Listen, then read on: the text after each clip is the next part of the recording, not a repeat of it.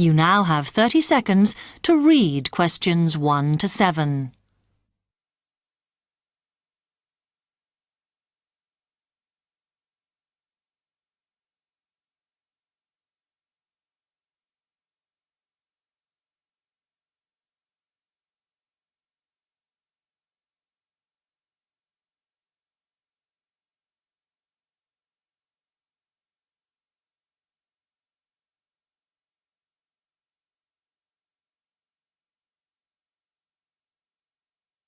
Hi, I've come to ask about the English courses you run for international students. Oh, right. I assume you're a student at the university. Yes, I've just started. Okay. Well, we've got a range of courses. It depends what you think you need and how much. Oh. We can't run everything at the same time, though. So, for example, in this first term, we are just doing a writing course. I see. That sounds quite useful. What else is there? Some of the courses only run for single terms, and we tend to focus on what students have difficulty with. That means we don't usually do speaking courses, but next term you can do listening. Oh. That'll help you with lectures and things. Our provision is all based on what the majority of our international students need. So is everything term-based? There's nothing that you run all year? Well, let's have a look. Yes, there is a class for vocabulary and grammar every term. That's for everybody, but it's split into 3 or 4 levels. And what about in the holidays? We don't do anything during the winter or spring break. Oh. But over the summer, there's just general classes because that's what most students want. A bit of everything. Okay, quite a variety then. I'll have a think about what I really need because I haven't got much time. Do you have about 20 students in each class, the same as our science seminars? We try to keep it at about 12 and certainly not more than 15. It's important for language classes. They're very different from your normal courses. Right. And how much are the classes? The rate varies depending on how many hours you attend, but you shouldn't have to pay. Usually, the department will fund you and even sort out which classes you need. Brilliant. It would be quite useful for me to have a certificate to take back to my country. Do you put us in for exams? Yes, but we don't like them to clash with your main course exams in June, so we run them in May. Oh. That leaves you time for revision. Do I have to sign up for something now? I'm not quite sure what I want. Classes haven't quite started yet, so you've got time to decide what you do. All we insist is that you sign up before week 5. That gives you about 3 weeks to decide. Okay. You now have 15 seconds to read questions 8 to 10.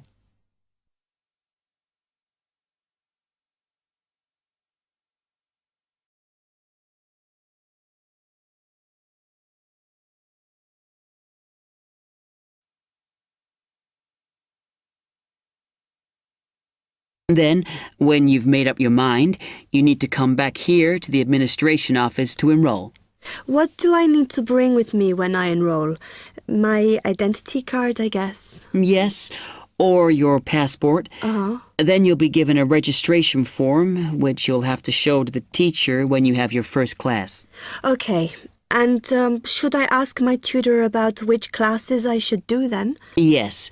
Then you get a note from him and give that to the desk when you register. Can I use the computers here as well? Yes. You'll be given a password when you go to your first class. So remember to bring a disk with you to save your work on, as you won't be allowed to save it on the hard drive. Okay. Will I need anything else?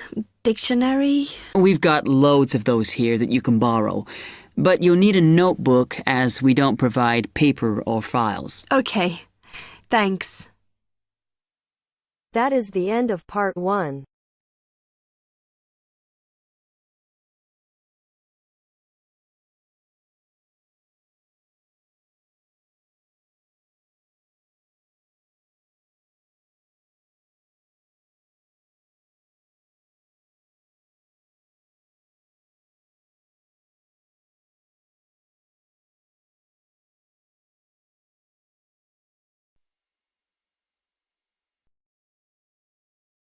Now turns to Part 2. Part 2. You will hear a talk by a tour guide. First, you will have some time to look at questions 11 to 17.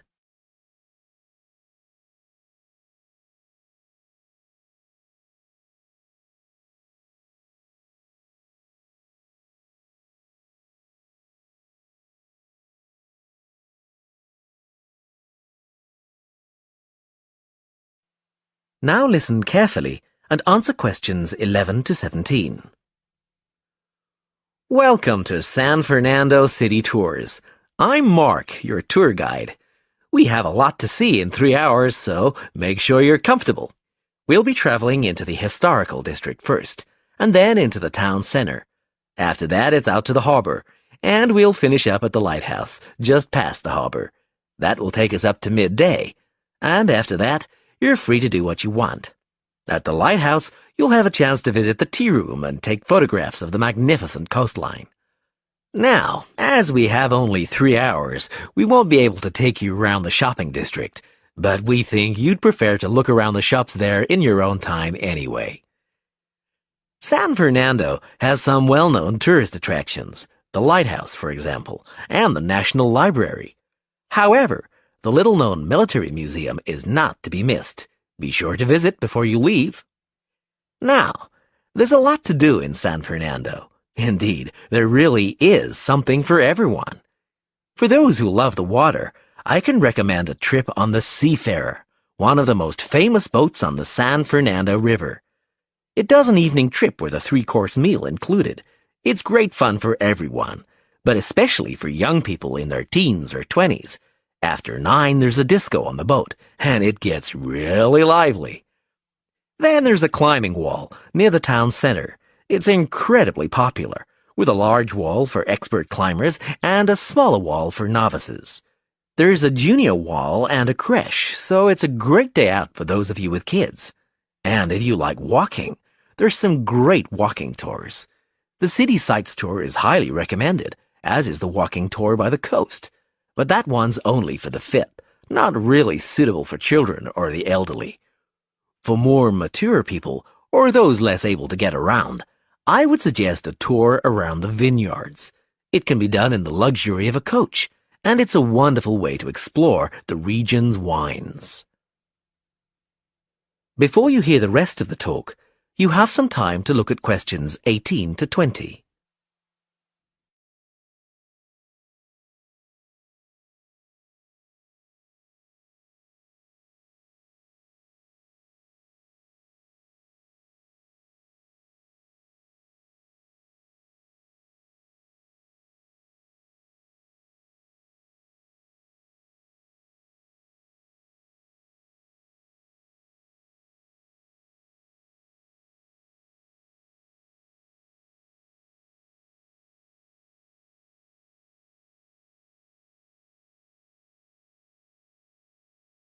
Now listen and answer questions 18 to 20. Naturally, there's a charge for all these attractions, but you can get 15% off if you have an Explorer Pass. If you don't have a pass but would like one, the driver here has application forms. Just ask him for one and fill it out while on the tour. Then you hand it into the tour office. Normally, it costs $10, but this year it's just $7. When you hand it in, you'll get your picture taken for the card on the spot, and then your card is ready to use. Remember to show it whenever you pay for anything. The discounts apply not just to tourist attractions, but some bars and restaurants. Basically, everywhere you see a red Explorer symbol. We're coming up to the historical district now. If you'd like to look at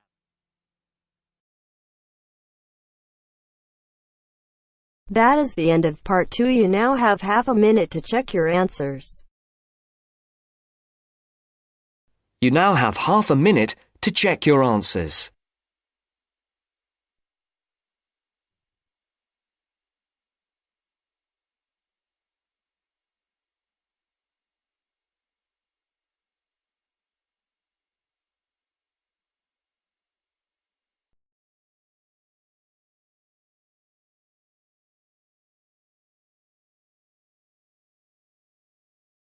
Now turns to part 3.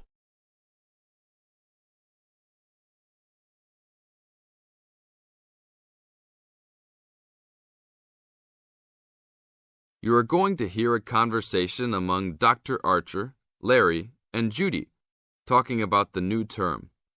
First, you have some time to look at questions 21 to 26.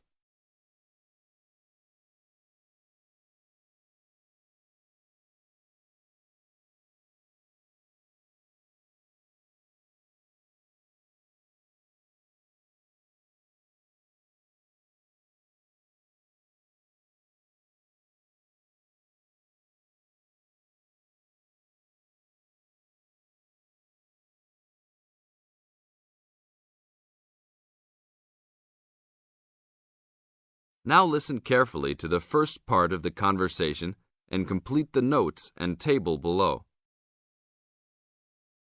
Okay, everybody, welcome back to the new term. I hope you've all had a good break and that you're keen to start on your research project.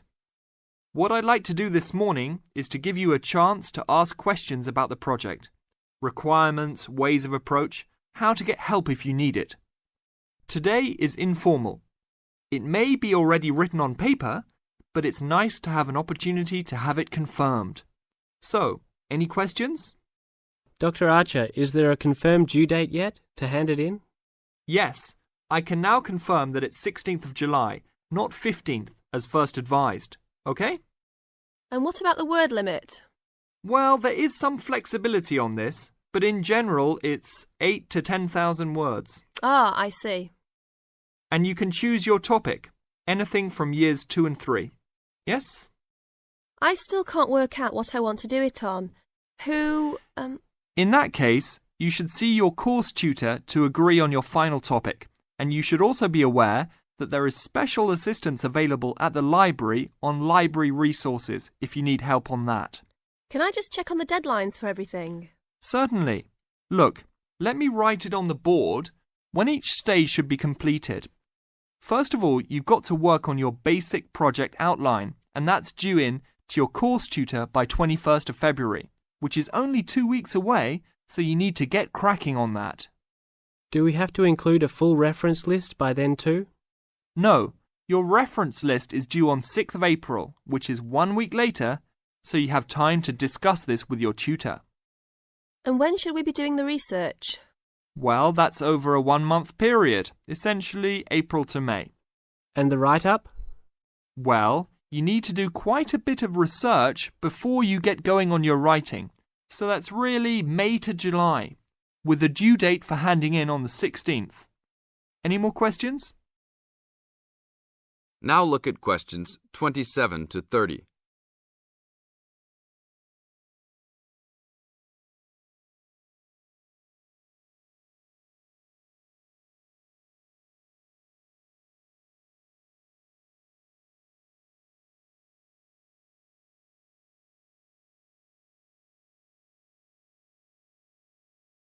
Listen to the second part of the talk and match A, B, or C with questions 27 to 30.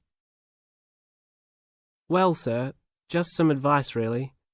It's about the research approach. Would you advise us to use some case studies? Well, Larry, I know these can be difficult to arrange sometimes, but I really feel they are of great benefit in this subject. You can always talk to your tutor if you're having difficulty. Yes? I've looked over some previous research projects that are in the library. Is that a good idea, sir? I heard. Okay. I don't think you should go through them in detail, especially at this early stage, or you might end up being influenced by them more than you realise. But yes, it really is about the best guide you can have to what's required to what's expected in this type of project. Sorry, Judy, I butted in on you. That's all right. It's just that I noticed one project was a joint one. They worked together as a pair. Is that a good idea? Yes, I remember that paper. Working in a pair can have some advantages, but to be frank, this is meant to be an individual project, so it's best to work on your own.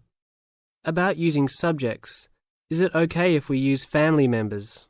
Your own relatives? I don't see why not. They probably offer some advantages in terms of availability. although you need to guard against possible effects on your research outcomes. So, you can if you want. Perhaps you should discuss this with your tutor if you plan to use relatives, so you can approach it in the best way. Okay, thanks. Okay then. Well, I hope we've been able to sort out a few things. You're welcome to see me at any time or drop me a note if you have any more queries. Fine, thanks. That is the end of part 3. Now you have half a minute to check your answers.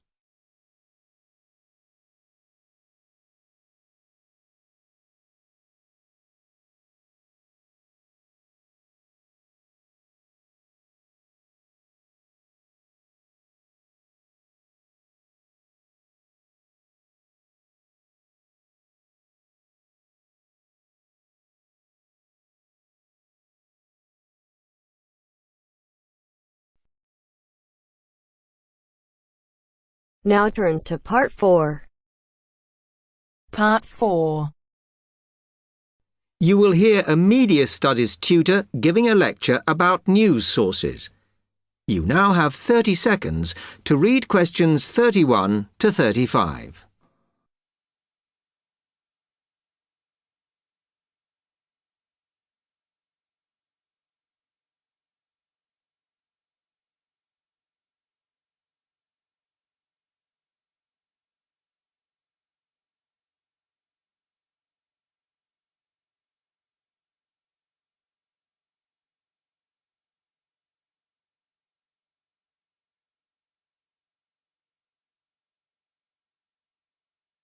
Okay, now many of you will have heard about the predicted death of newspapers, as people increasingly access the TV and the Internet for their news. Today, I want to look at the USA, which has very advanced news sources, to see if this is actually true. In the USA, the main news sources without doubt are TV, the Internet, and the press. That is, traditional newspapers. And although they are each surviving and growing, they are also changing. Obviously, TV news has been around for a while, and the early evening bulletins, when people get in from work, are very popular. I suppose we traditionally think of the morning newspaper arriving on our doorstep with the daily news. Interestingly, this is not borne out by the statistics, which show that readership in the U.S. is much higher when people have time to relax, when they're not working, especially on Sundays. The Internet is also a popular weekend activity, but shows no variation with weekday access.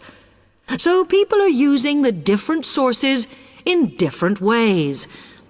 Interestingly, local radio has been hit less by the grip of quite strong local newspapers than by the Internet, which is seen to offer a better regional service. But just because the Internet is seen as the new force in news media does not mean it is dominant. Television has, of course, been global for a while. But now technological changes, which have fueled the rise of online news, have also allowed newspapers to print and distribute editions across the world. In fact, Internet news, which is seen as the big competitor for traditional markets, does not offer that much variety.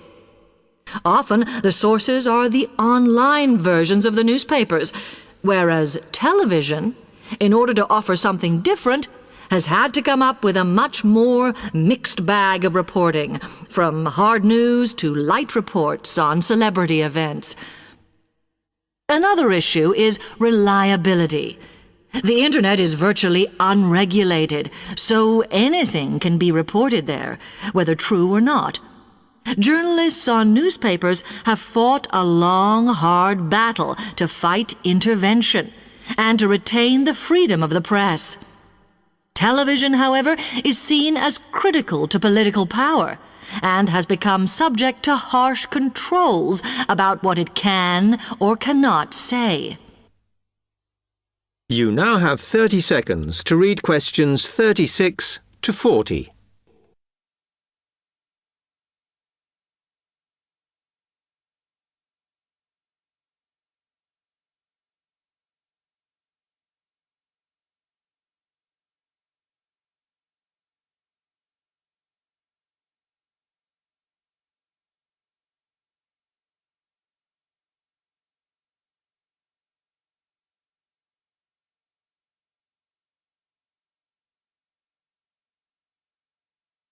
Now, one very critical factor in keeping newspapers alive and well in the USA has been their approach to advertising. Obviously, newspapers are heavily dependent on advertising revenue, and they have become more and more imaginative in what they offer, in order to make sure that advertisers use them and not other news sources. This has meant that, contrary to popular belief, newspapers now have a significantly higher profit margin than the rest of American industry. So, how have they managed to raise advertising revenue in this way? Well, they have put a lot of effort into developing and maintaining a very strong association with the retail trade. And they've come up with a winner. A critical tool in their sales plan has been suggesting that the adverts they run can have vouchers. This has been enormously effective because they have found that not only do more people buy the paper to get the discounts, but also that this inevitably means much higher sales for the clients who advertised. As well as doing this, the newspapers have also introduced aggressive sales campaigns over the last few years. This has resulted in a significant and continuing rise in the number of advertisers prepared to pay the extra for full-page ads. So, what I would like to move on to...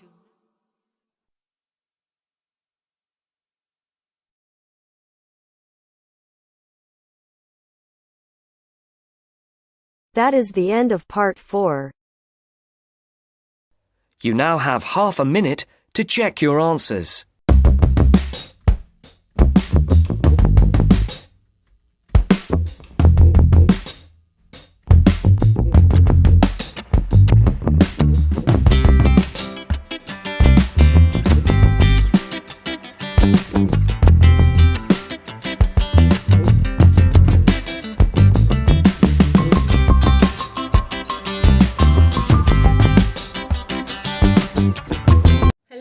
Welcome to our channel. Today in this video I'll be discussing with you writing task 1, and the question for today is the given graph represents the consumption and production of oil in China between the year 1982 to 2006. So the graph is representing the consumption and production of oil in China between 1982 to 2006. So this is the graph, which is a line graph, and the quantity is millions of oil barrels per day.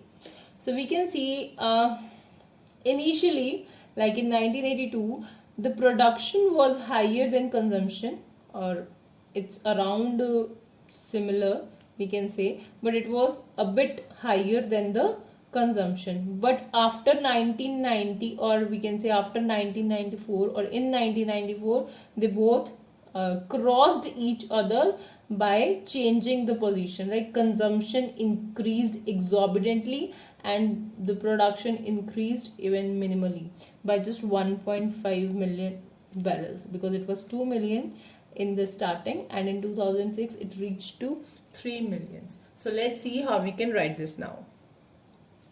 Starting with the introduction, the rendered line graph elucidates the amount of oil consumed and produced per day in China from 1982 to 2006 in millions of oil barrels.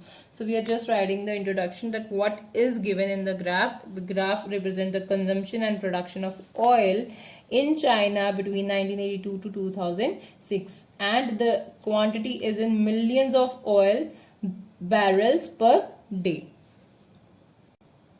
Moving further, overall it is discernible from the graph that initially the production was higher than the consumption. So as we discussed already, that the production was higher than the consumption. This light but in the end the usage exceeded the output, means the consumption exceeded the production. The production and consumption were initially similar to around 2 million barrels per day. As we discussed, they were around similar, and we can say that 2 million of oil barrels per day. After 4 years, the productivity grew by 1 million barrels and stabilized for next 8 years. However, the consumption remained stagnant till 1990. So what happened?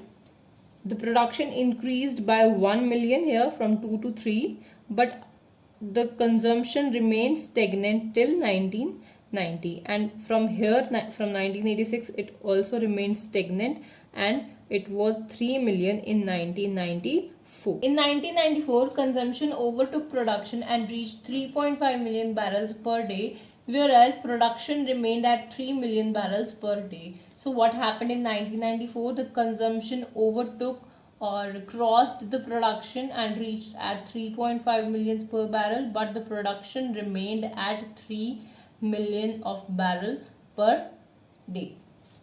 4 years later, the consumption surged to 4 million and production grew to nearly 3.2 million. So after 4 years, what happened? The production just grew to 3.2 million and the consumption surged to increase to 4 million barrel per day. Oil consumption peaked at 6.2 million barrel in 2006. So the consumption peaked means it increased to 6.2 million of barrels per day in 2006, which increased from 5 million barrels in 2002. So in 2002 it reached to 5 millions and increased to again 6.2 millions. However, the oil produced was 3.3 million in 2002 but surged marginally in 2006, hitting 3.5 million. So the production was just 3.3 millions, we can say, in the year 2003, which surged marginally to 3.5 millions in the year 2006. So we can see like here is the difference is of half. The consumption became double the production at the end of the year 2006. So this was for today. If you like the video, do hit the like button and subscribe to our channel. I'll meet you in the next video. Till then, bye bye and take care.